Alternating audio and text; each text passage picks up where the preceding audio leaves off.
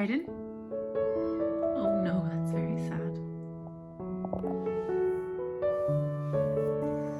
You're such a big killer.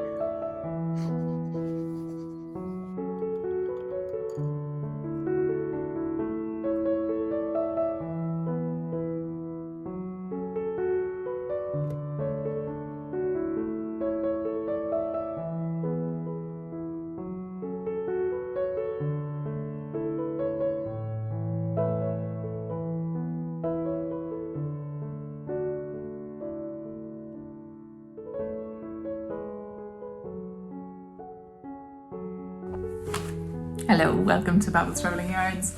How are you getting on? This is the 14th of October because yesterday was Friday the 13th. Unlucky for some, lucky for me. I've decided that it's lucky for me. There's no real, reason behind it, but I've decided I'm not subscribing to this unlucky 13th business. If you're new here, welcome. My name's Grace. I am based in Limerick in the west of Ireland, and you are joining me today for a little chat about what's been going on in my life, in my crafty life mostly. So it is an absolutely stunning, beautiful day today. I've got a lovely cup of coffee, which I've made in my dirty kitchen, which I'm ignoring.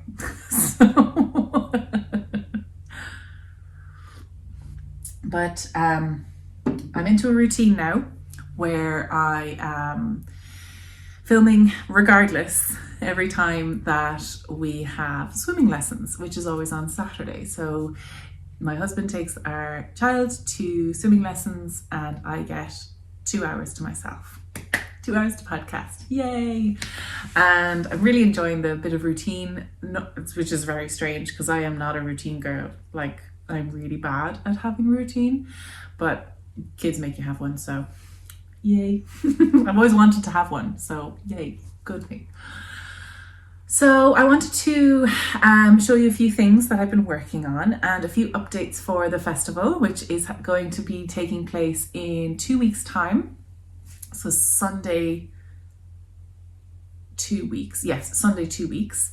So the festival is Let's Knit Festival. It's a luxury yarn festival that is taking place in Doolin in County Clare on the west of Ireland again, and it's taking place in Russell Community Centre. It's a beautiful hall, really nice. I'm very excited actually, and we've just organised the floor plan, and we are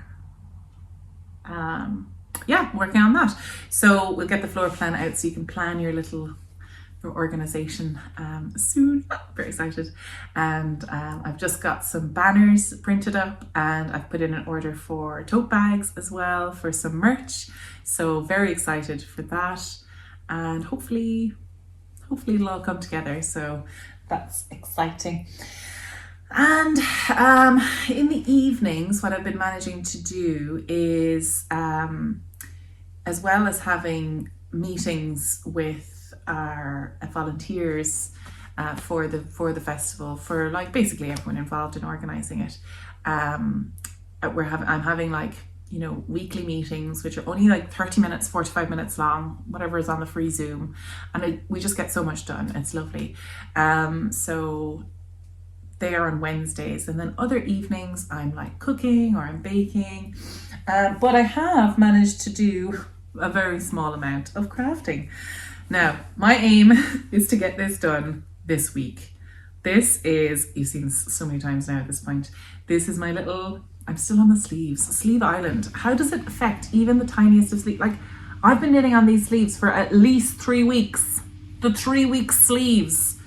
And I'm why isn't it getting any longer? I know it's because I'm probably knitting 2 at a time. I would have one done by now if I had, anyway. I was going to not decrease on the sleeves to kind of allow for, age, growing, things like that. But I think I will, just because it makes it go faster. Yeah, so this is my little Halloween sweater. And someone told me in the comments, the last section, that Andy Satterland is no longer designing. And I'm very sad. I don't know what happened. Did something happen? Is there some tea? If there is, let me know. Okay. Because I got to know. Anyway, because I was talking about, I wanted to make a yoke, Halloween yoke pattern, but I couldn't find anything apart from Andy Satterland's pattern, which was Arachnia or something. And it was no longer for sale. So I was just like, I'm gonna have to make it up. So this is the pattern from Strange Brew. This is a Tin Can Knits design. I could just finish the sleeve here and do like a little cap sleeve, but I did that the last time. And I do want to make a full sweater at some point for my child. So maybe I'll just knit and chat. Yeah, so this is a one of some of the designs that come with the Strange Brew have this sort of chevron, and then I adapted it to grow with the increases as it went. So yeah, that's what's happened. Excuse me, I just did a burp. Oh God. Yeah, I have it in this gorgeous bag by Emerald Designs, but she's no longer making them anymore, but it's so beautiful. They're so pretty. So Emerald Designs, she was at Woolen, the first Woolen, I think, and then she stopped designing after that. Festivals like make you or break you. So yeah, I'm really enjoying. So the wool itself is from Bar Patch Yarns in New Zealand, and it is Lammermoor Station yarn. It's 100% merino DK. I'm knitting the 1 to 2 year old size, if anyone wants to know, and it is it's nice. It's a nice size. It's accurate, as to all Tin Can Knits patterns are. They're so reliable. I love them. Yeah, that's basically all I've been knitting. I had this idea to make hats for everyone for Christmas, and I'm like, it's mid-October. Like, I'm never gonna do that. What was I thinking? So unless I could make something really quick in crochet out of this once I finish this, and then I could give it to somebody. I don't know who. So one other thing that so my parents are away, and we are going down to check on their house like every day, and there's a guy that lives actually in the house as well. He's house sitting, but I'm going down to get the eggs from the chickens, and there's a load of produce coming off of the polytunnel. Like, there's still courgettes coming off, there's still tomatoes, big beefy tomatoes and small little cherry tomatoes. So I'm making tons of quiches. Delicious. And I gave this project to my mum because she broke her ankle there before the summer. So I gave my mum this as kind of like keep you entertained. She was going absolutely insane sitting down. She's one of these women who just cannot relax or stop at any point. So this is my footstool cover, which is a paper piece. So she added a few extra lines, a few extra lengths on it, and we're just making it a little bit bigger. Now the paper's fallen out of a few of them now because it's kind of folded so many times. But yeah, I need to take that one out because there's no. I'm using these amazing sew tights. They're like little magnets. I had to get them from the UK actually because there was no one selling them in Ireland. So there's magnets on one side, and you could just probably literally use magnets if you have a bunch of them. These are what they look like, I think. And they're really good for like minding the needle as well, for the hand sewing needle. So sew tights they're called, but I really like them because they hold things in a line, so you can attach it and then sew along it. It's just really, really nice. And I got that idea from Tula Pink, who has a few amazing quilting tutorials. I'm using the bag I'm having it in is this beautiful bag by Bertie and Pop. I think it's Bertie and Pop. Hang on. Yeah, Bertie and Poppet. And I got it when I was in Nottingham. So I went to Nottingham for my for my mammography course, and I met up with Hannah, and I met with Aisha, and I met up with, went into loads of different yarn shops, and I went to the bead shop, and yeah, lovely. Really, really enjoyed it. And I got that bag, and it's just a beautiful bag, beautiful. So very much enjoyed that. What else is, so this is just a little, I think it was like one of those bags from Primark or Pennies where you had like little travel bottles in, but it's really handy for small little things. So in here I've got my sew tights, I've got my little schnips, snip snip. I think I got that from Soster na Graina, or that fancy Danish shop. And then little John James things. I did buy templates, little plastic ones and paper ones. So this is just kind of, I went on a bit of a spending spree on silly things, which I probably didn't need, but fun to have. And I've got my yarn just on a small little bobbin. That's all, you know, you're not yarn. My thread on a small little bobbin. I think I'm using polyester, just for the crack. And then a little glue stick. Sew line glue stick. That's what I have in here. I've got a couple of these clips, and these are what I was using before the magnets. And they were just a little bit awkward to work around. And then a ripper without the lid on, terrible. So that's what's in my, and then I've got fabric and things in there, and I also have fabric scraps in here ready to be made into little, and I've got other stuff in here. What's this? Another seam ripper. I don't know where that came from. That's Mum's probably. And other bits. Lots of bits. Loads of bits. So that's basically the two projects that I've been working on. I think I added like, oh yeah, I'm just in the middle of adding this one. So in case you don't know, I was always really confused with English paper piecing. Okay, so how you do it is, oh god, I haven't started this one. Oh no, I have. Have I? No, I haven't. Okay, good. So how you start English paper piecing is you get a piece of fabric and you attach it either by gluing it down, this was glued down originally, or sewing it down. I have a couple of different ways in which I've done that. I've tried a few different ways. This one here is sewn down. See that? The black thread. And then what you do is, where was I attaching it to? Over this way, yes. So I want to add in here. This is where I want to add it. So this is where I want it to be. And I need to sew along these three sides.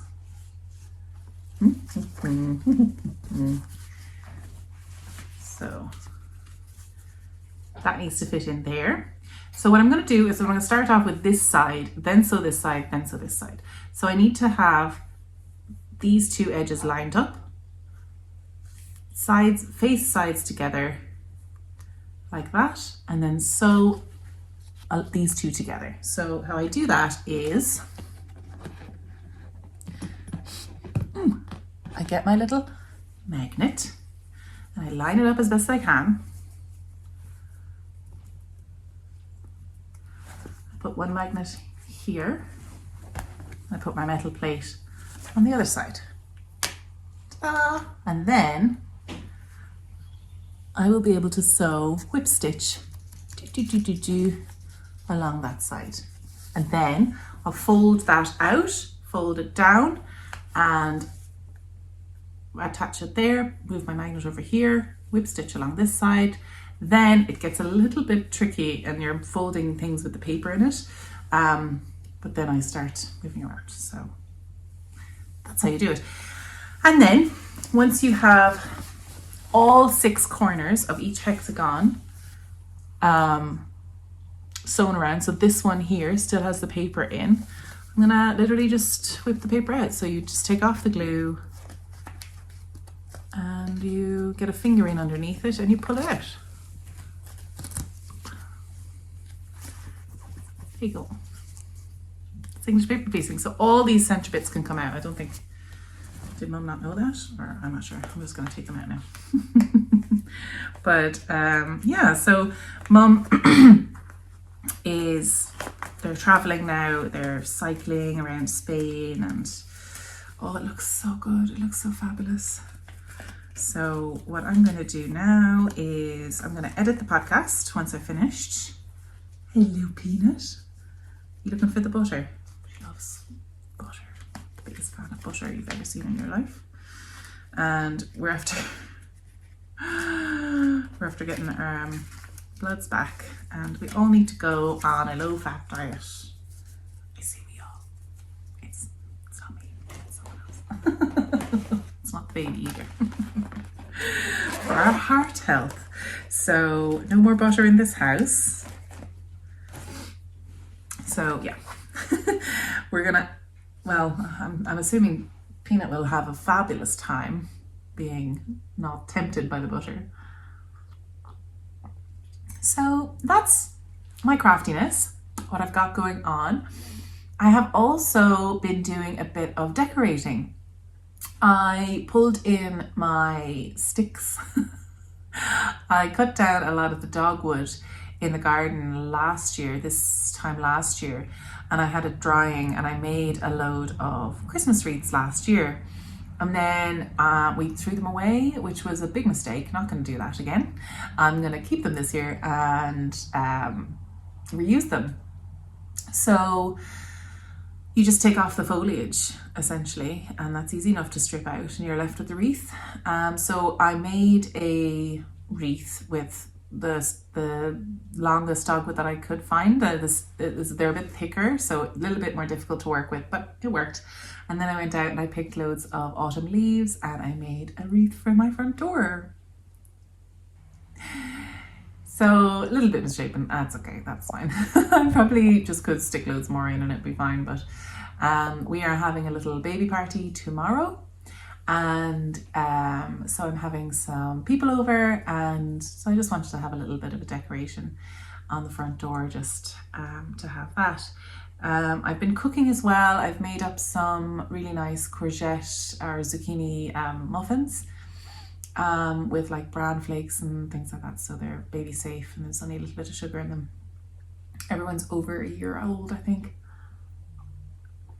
And I made loads of like little peanut butter cookies, and I made applesauce and oat milk cookies as well. And I want to make some bread as well. So I got a pumpkin from a friend of mine who has a farm. Like she has like a small hobby farm, and they sell veg boxes from it. So I'm just gonna try knitting on these sleeves to try and get them done while I'm having a chat about it. So yeah, so I bought a few pumpkins from her. I bought a big one for carving, but you can also eat the flesh as well. So I haven't done anything with that yet. We might do that later on in the week. But I bought one of these beautiful grey ones. I can't remember the name of it now. Something crown. It's beautiful, beautiful. Really orange meat on the inside, orange flesh on the inside. I hate that, using the term meat or flesh for vegetables. I don't know why. But really, really kind of substantial internal parts. So I cut it, or I attempted to cut it this morning. Very difficult to cut. And I roasted it. I put it face down. I cut it into quarters and I put them face down on sheets inside in the oven. And I'm just after pulling out, or just after scraping it all out just now. So my plan is to blitz it up somehow. It's very dry though. I was expecting it to be a lot wetter, but maybe, I don't know. My plan is to make some bread out of it. Like I want to make little bread buns that look like pumpkins. I'm going to try that after I upload and edit this. I'll probably actually do it while it's uploading, because for some reason it takes forever to upload anything up here. Well, the last one took a whole day, and it normally takes about 5 minutes. So I don't know what the crack is there, but be grand. So that's my plan now for today. I'd love to get the bread made. I'd love to make those little buns, and I want, oh yes, and then later on we are taking baby for her first shoes. So she already has shoes. We bought her little kind of barefoot kind of slipper shoes from Decathlon, and we bought another pair from like an online site, and then someone else gave us some boots which fit her perfectly. Well, I think anyway, they've been doing the job, but we haven't actually gotten her fitted. So all the other shoes are kind of like barefoot, so that they're allowing her toes to be kind of wide and free. So hopefully I want to get a pair which is a little bit more sturdy for the winter, but also still allows for flexibility in the toes, because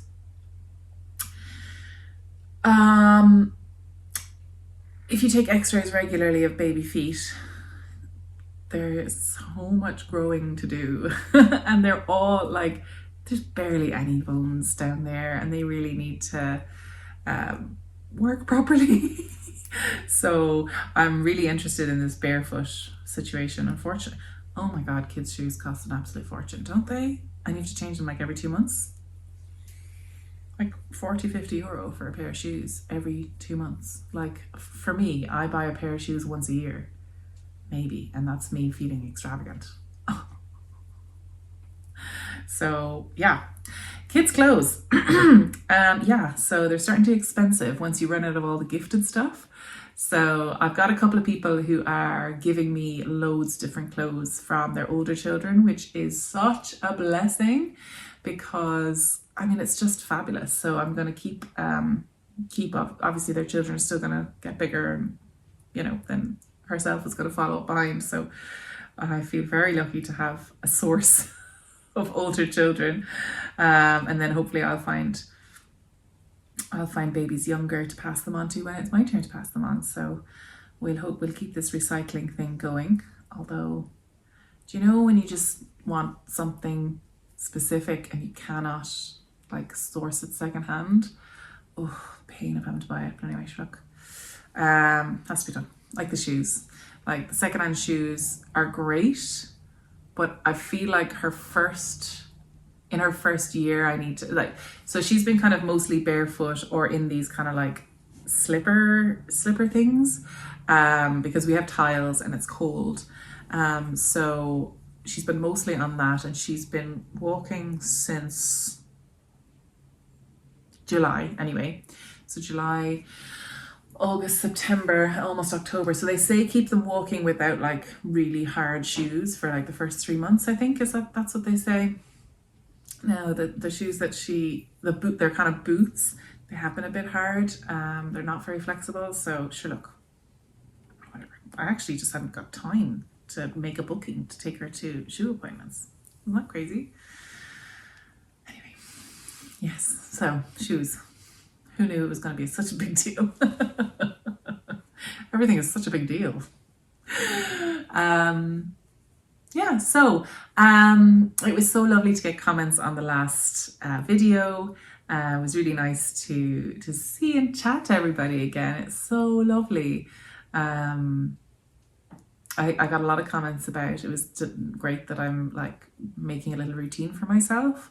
And before I just wasn't a routine person. It felt so constrictive. I used to fight against it, kind of in a weird procrastination-y type of way. Be like, no, if you tell me to do that. And now I'm like, no, I need this to survive. Absolutely mad. So I think I'm going to leave you go. Do you know what I need? Progress keepers. I don't have progress keepers, and maybe that's why I feel so like with these, because there's no progress happening. I feel like it's dark as well. It's dark yarn, so it's just like, but it is really soft. And maybe if I had like bigger cable needle, that might help as well. Just be more comfortable, because this is quite small. I feel like I have to like constantly come over here now and like loop it out and pull that out, and it just slows me down. You know? But again, if I don't do this two at a time, then they're not going to be the same size. I'm going to say it to you now. I don't count. And then my gauge is off. You know, I'll be looser on one sleeve and tighter on another. So like they'll be, even if I do count, then they're both the same. They're both different anyway, because they had a different gauge. Like literally day to day, I could have a different gauge. So I'm like, if I do two at a time, at least it's bands down of tight versus not, but at least it's, you know, it's evened out. It's the same on both sides. I don't know. Opinions? I just do 3/4 length. I can't do 3/4 length winter jumper. Must do long sleeves. God damn it. Dag nabbit. Okay, I'll leave you go. Thank you so much for watching. Leave a comment down below if you fancy, and do click subscribe, because I would love to have you on board, because we are doing things now. I'm getting more consistent. Hooray for me. I think it's because I really appreciate the consistent YouTubers now on Instagram, because I'm driving to work and I have such a long commute. So I put them on, not on Instagram, on YouTube, that I put them on, and I'm like, it's Tuesday. Oh, this person's going to be on. Oh my God, amazing. You know, it's really nice. So